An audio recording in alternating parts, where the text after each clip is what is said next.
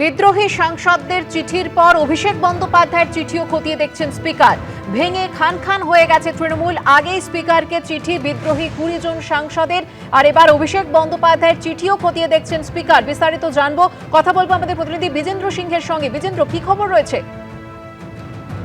দেখো, যেদিন ওই 20 জন বিদ্রোহী সাংসদ গেছিলেন স্পিকারের কাছে দেখা করতে এবং তারা বলেছিলেন কি তারা একটা অন্য দলের সঙ্গে মার্চ করতে চাইছেন এবং অ্যান্টি ডিফেকশন ল অনুযায়ী তাদের কাছে 20 জন সাংসদ রয়েছেন, 19 প্রয়োজন রয়েছে, 20 জন সমর্থন করছেন, সেক্ষেত্রে সেটাকে স্বীকৃতি দেওয়া হোক। সেদিনই আমরা দেখেছিলাম অভিষেক বন্দ্যোপাধ্যায়, যিনি টিএমসি লোকসভার দলনেতা, মমতা বন্দ্যোপাধ্যায় তাকে গত বছর বানিয়েছিলেন এবং তার সঙ্গে 7 জন এমপি মধ্যে রয়েছেন, তিনি একটা চিঠি পাঠিয়েছিলেন সাগরিকা ঘোষ এবং কৃতি আজকে দিয়ে কি যদি কোনো সিদ্ধান্ত নেন স্পিকার, সেক্ষেত্রে তাদের বক্তব্য শোনা হয়।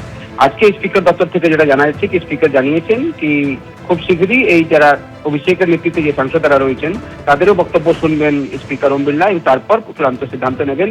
সেক্ষেত্রে যে চিঠি তারা দিয়েছিলেন তার পরিপ্রেক্ষিতে স্পিকার অফিস বলছে কি 20 জন সাংসদ তার দিকে চলে এসেছেন, তাদের 2/3 থেকে বেশি মেজরিটি রয়েছে। এক্ষেত্রে যেহেতু এই সাংসদরা চিঠি লিখেছিলেন তাদের বক্তব্য শোনার জন্য তাদেরকে ইমেল করা হয়েছে এবং এই 8 জন সাংসদ যারা 7 জন এই মুহূর্তে অভিষেকের সঙ্গে রয়েছেন তাদেরও বক্তব্য স্পিকার শুনবেন, তারপর চূড়ান্ত সিদ্ধান্ত নেবেন। স্পিকার দপ্তর সূত্র থেকে এটাই জানা যাচ্ছে। বিজেন্দ্র, তুমি আমাদের সঙ্গে থাকো। বিদ্রোহী সাংসদদের চিঠির পর কালীঘাট তৃণমূলের চিঠিও খতিয়ে দেখছেন স্পিকার। ভেঙে খান খান হয়ে গেছে তৃণমূল। আগেই স্পিকারকে চিঠি দিয়েছেন বিদ্রোহী 20 জন সাংসদ। তার আগেই লোকসভার স্পিকারের কাছে অভিষেক বন্দ্যোপাধ্যায়ের চিঠি জমা দেন সাগরিকা কীর্তি আজাদ। তৃণমূলের সংসদীয় দলের মধ্যে কোনো পৃথক গোষ্ঠীকে যেন স্বীকৃতি না দেওয়া হয়, আগেই স্পিকারকে চিঠি দিয়ে আবেদন জানান অভিষেক বন্দ্যোপাধ্যায়। অভিষেক বন্দ্যোপাধ্যায়ের চিঠি খতিয়ে দেখে সিদ্ধান্ত নেবেন লোকসভার স্পিকার।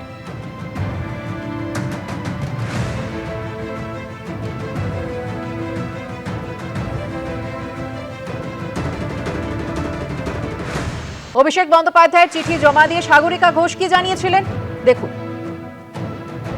এটা হতে পারে না, এটা হতে পারে না, কারণ যারা লেজিসলেটর পার্টিতে আছেন তারা যারা লেজিসলেটর যারা দলের রিপ্রেজেন্টেটিভ হাউসের মধ্যে তারা স্প্লিট করে অন্য একটা পার্টি বা অন্য একটা সেপারেট গ্রুপ বানাতে পারেন না।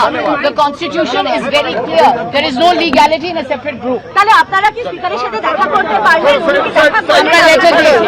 আমরা লেটার দিয়ে দিয়েছি অলরেডি। আজ স্পিকারের ডাকে বিধানসভায় সর্বদল বৈঠক। বিধানসভায় সর্বদল বৈঠকে থাকবেন বিরোধী দলনেতা ঋতব্রত বন্দ্যোপাধ্যায়।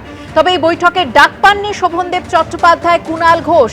বিস্তারিত জানবো, কথা বলবো আমাদের প্রতিনিধি উজ্জ্বল মুখোপাধ্যায়ের সঙ্গে। উজ্জ্বল, কি খবর রয়েছে? দেখো, সেটা হচ্ছে যে 18 তারিখ থেকে বিধানসভার বাজেট অধিবেশন শুরু হবে এবং বিজেপি সরকারের এটাই প্রথম বাজেট অধিবেশন। বিজেপি সরকার আসার পর একদিনের জন্য বিধানসভা বসেছিল এবং সেখানে স্পিকার নির্বাচন প্রক্রিয়া সম্পন্ন হয়, কিন্তু 18 তারিখে বিধানসভার অধিবেশন শুরু হবে রাজ্যপালের ভাষণের মধ্য দিয়ে। রীতি অনুযায়ী বিধানসভার অধিবেশন শুরু হওয়ার আগে সর্বদলীয় বৈঠক এবং বিএ কমিটির বৈঠক ডাকা হয়।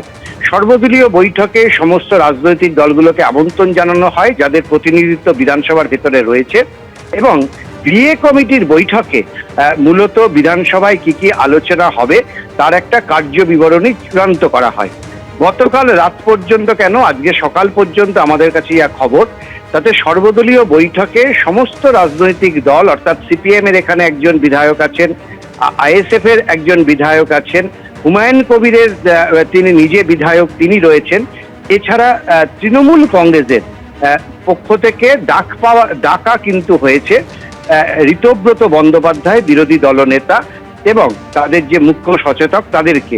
এবিপি আনন্দ, এগিয়ে থাকে, এগিয়ে রাখে।